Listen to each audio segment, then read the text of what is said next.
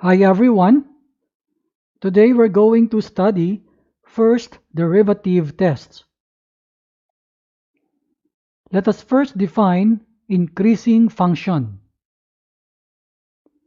If the derivative of a function is positive over an interval I, then the function is increasing over I. Here we have an example of a graph over the interval from A to B. This is the graph. On the graph, we can see two examples of tangent lines. This is the first tangent line, and this is the second tangent line.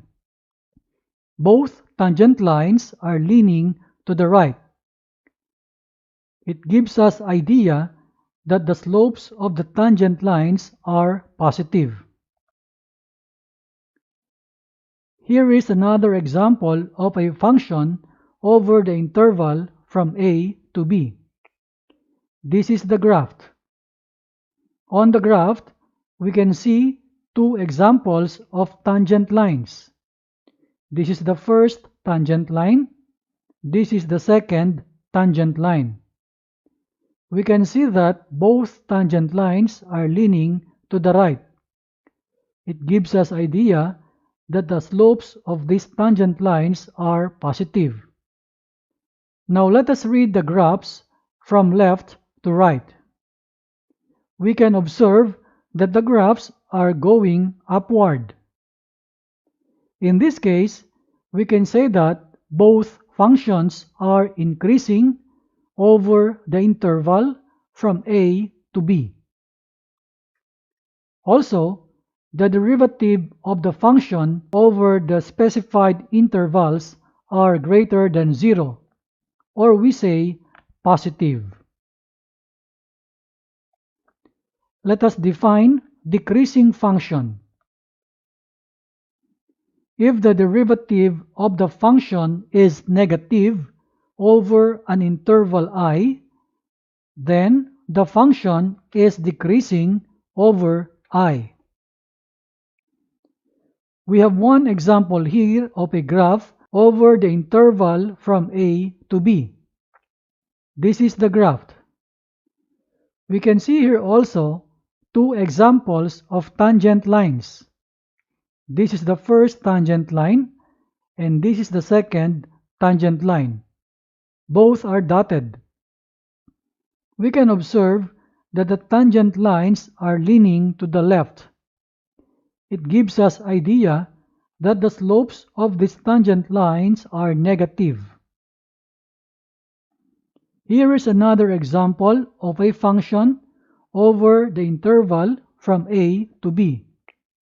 This is the graph. On the graph, we can see two examples of tangent lines.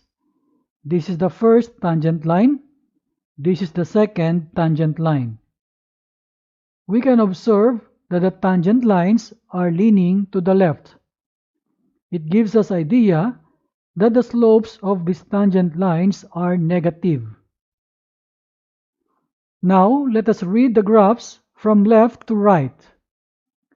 We can observe that the graphs are going downward.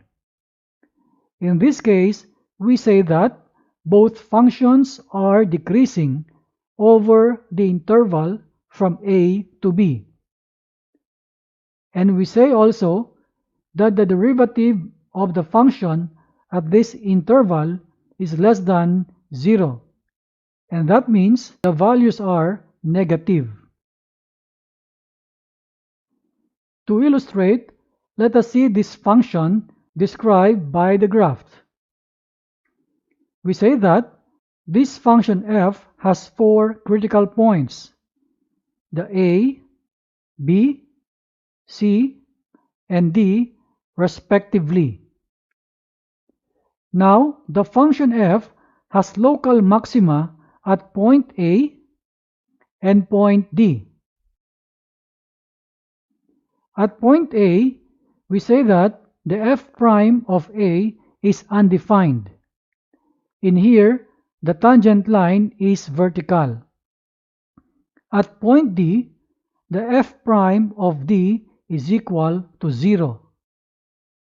We say also that there is a local minimum at the point B.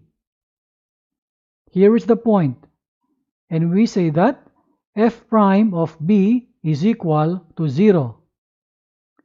Now, the function f does not have a local extremum at the point C, although f prime of C equals 0.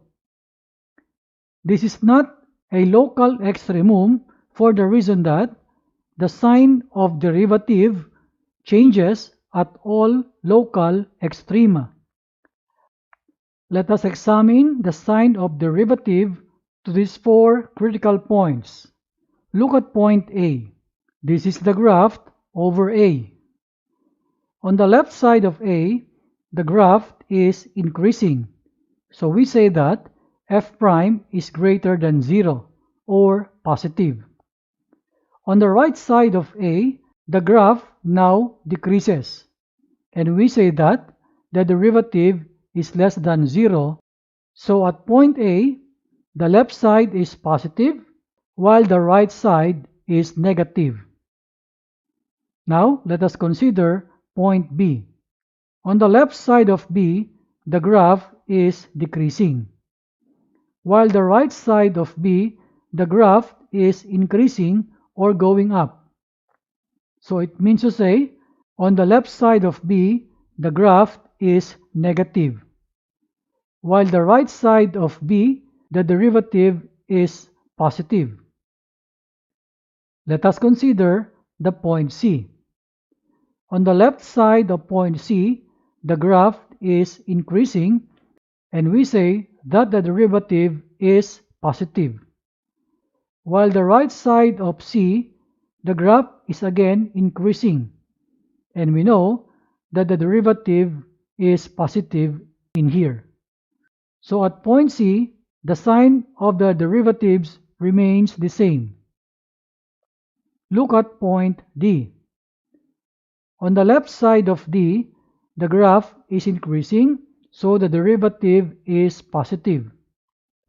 While the right side of D, the graph is decreasing or going down, so the derivative is less than 0 or negative.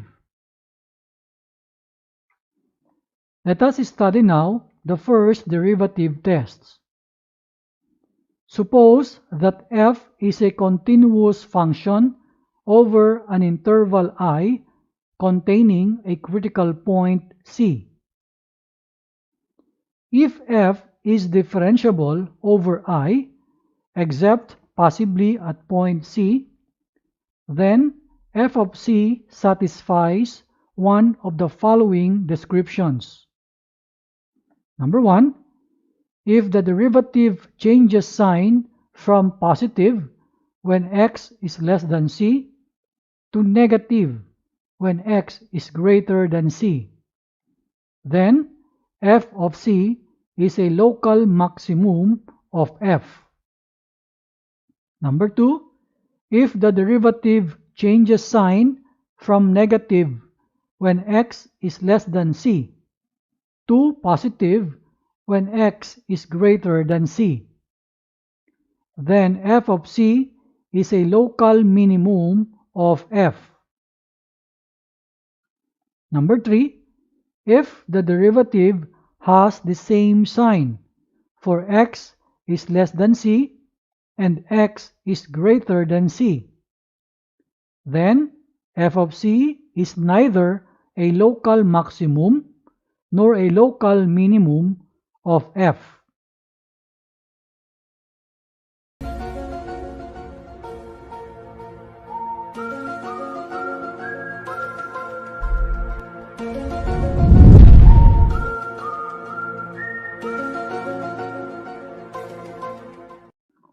In this video, we're going to find local extrema using first derivative tests.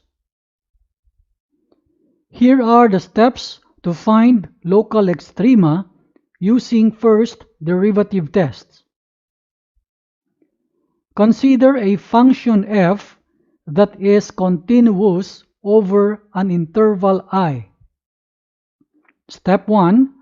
Find all critical points of the function f. Step 2. Divide the interval I into smaller intervals, using the critical points as endpoints. Step 3. Find f prime, or the derivative of the function. Step 4. Choose an arbitrary test point x in each of the sub-intervals of step 2, and evaluate f prime on those test points. If f prime is continuous over a given sub-interval, which is typically the case, then the sign of f prime in that sub-interval does not change, and therefore can be determined by choosing an arbitrary test point x in that sub-interval. The respective sign of f prime on a particular test point represents the sign of derivative in that particular sub-interval. Step 5. Use first derivative tests to determine whether the function f has a local maximum, a local minimum, or neither at each of the critical points. Let's see this example. Use the first derivative test to find the location of all local extrema for the function f of x equals x cubed minus 3x squared minus 9x minus 1. For our solution, let us do step 1, and that is to find all critical points of the function f. The first step is to find the derivative. So f prime of x is equal to 3x squared minus 6x minus 9. And from here, let us set f prime of x into 0. So we will change the left side into 0. So we have now 0 equals all the members of the right side. Then let us solve for x. Observe that the right side has a common factor, and that is the number 3. If we factor out that number 3, we will have 3 times the quantity x squared minus 2x minus 3. Let us simplify further by dividing this equation by 3. So the equation now becomes 0 equals x squared minus 2x minus 3. Then let us solve for x. We can solve this equation by factoring. So the factors are x minus 3 times x plus 1. And from here, let us equate each factor into 0. So the x minus 3 equals 0, and the x plus 1 equals 0. Solving for x in the first equation here, we transpose the negative 3 to the right. So x is equal to positive 3. And on the other equation, x plus 1 equals 0, the x value here now becomes negative 1. We can see here that we have two critical points when x is equal to 3 and x is equal to negative 1. Let us copy these critical points under step 1, just like we have here. Step 2 is to divide the interval I into smaller intervals, using the critical points as endpoints. We are able to find the critical points. Now, let us plot them in the number line. Here is our number line. We write here -1, and on the right is the +3. We can see that our number line here is divided into 3 sub-intervals. The first interval is here, and we name this as from -∞ to -1. Next interval is from -1 to +3. And the other interval here is from +3 up to +∞. Step 3 is to find the derivative. A while ago, we are able to find the derivative from step 1. So that is f prime of x equals 3x squared minus 6x minus 9. Step 4, choose an arbitrary test point x in each of the sub-intervals of step 2 and evaluate f prime on those test points. We have 3 sub-intervals here. Let us choose arbitrary test point on each of the sub-interval. On the interval here, we can choose a -2, which is the first integer on the left side of -1. On the interval from -1 to +3, we know that 0 is part of this interval, so we can choose the number 0. On the third interval, we can choose the number 4. That is the first integer after number 3.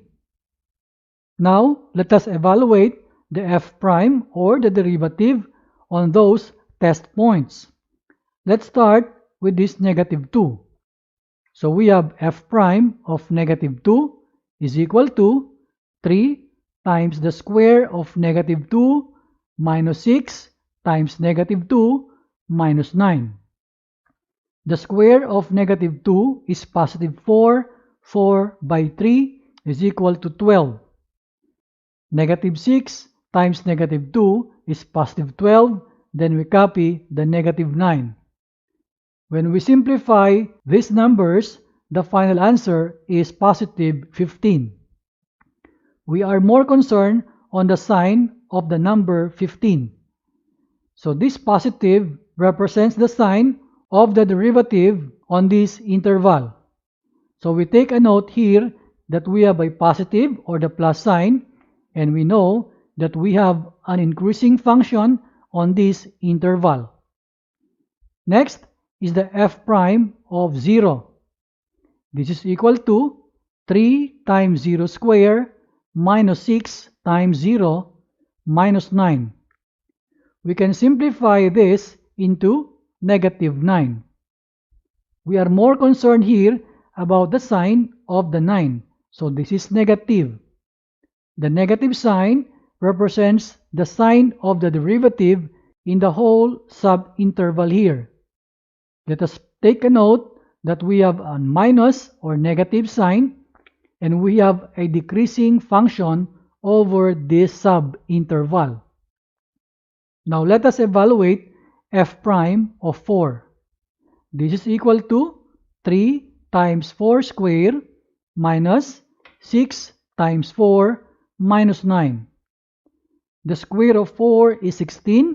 16 times 3 is 48. -6 times 4 is -24, then minus 9. When we simplify this, the final answer is +15. Again, we are more concerned on the sign of this number 15, and that represents the sign of the derivative on this sub-interval. Let us take a note here of plus sign, and we know that there is an increasing function over this interval. Now, step 5. Use first derivative test to determine whether the function f has a local maximum, a local minimum, or neither at each of the critical points. Our first critical point is -1.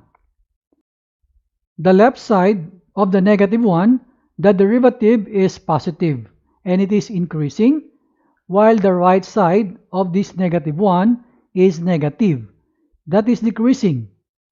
So we say that at x equals -1, the sign changes from positive to negative.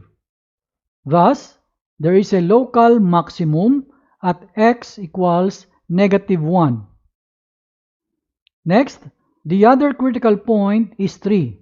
Observing the sign of the derivative on the left and right of this critical point 3, we say that at x equals 3, the sign of the derivative changes from negative to positive.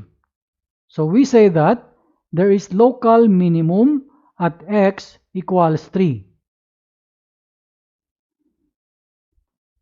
Using GeoGebra, this is the graph of our function here. We can see on the graph that there is a local maximum at x equals -1. This is the point. Also, there is a local minimum at x equals 3. This is the point. This is now our final answer. I hope you learned something from this video. See you again next time.